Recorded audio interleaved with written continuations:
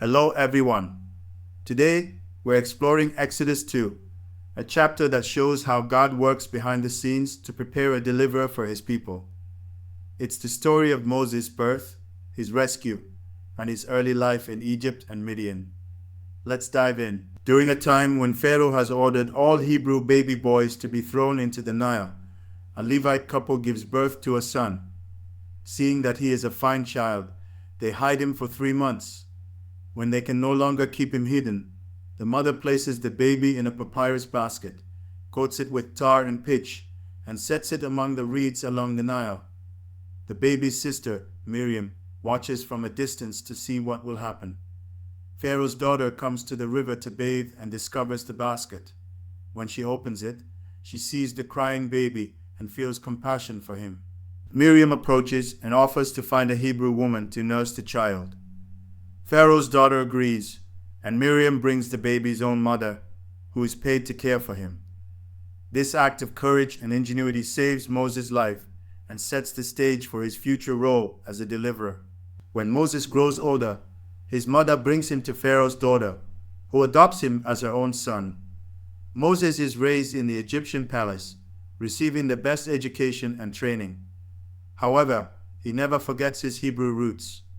One day, Moses sees an Egyptian beating a Hebrew slave. Filled with anger, he kills the Egyptian and hides his body in the sand. The next day, Moses tries to intervene in a fight between two Hebrews, but they question his authority, saying, "Who made you ruler and judge over us? Are you thinking of killing me as you killed the Egyptian?" Realizing that his crime is known, Moses flees to Midian to escape Pharaoh's wrath. In Midian, Moses sits down by a well and meets the 7 daughters of Reuel, also called Jethro, the priest of Midian. When shepherds try to drive the women away, Moses comes to their defense and waters their flock. Grateful for his help, the women bring Moses to their father, who invites him to stay. Moses marries one of the daughters, Zipporah, and they have a son named Gershom, which means a foreigner there, reflecting Moses' sense of being a stranger in a foreign land. During this time, Moses lives as a shepherd, far removed from the power and privilege of Egypt. But God is preparing him for a greater purpose. Meanwhile, back in Egypt, the Israelites continue to suffer under harsh slavery. They cry out to God for help, and he hears their groaning. The chapter ends with these powerful words: God looked on the Israelites and was concerned about them.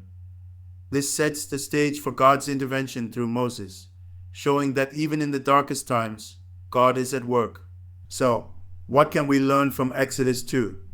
First, God's plans often involve unexpected twists and turns, but he is always in control. Second, courage and compassion can make a difference, even in small ways. Finally, this chapter reminds us that God hears our cries and is preparing a way for our deliverance. Let's trust him to work in our lives, even when we can't see the full picture. Thanks for joining me, and I'll see you in the next story.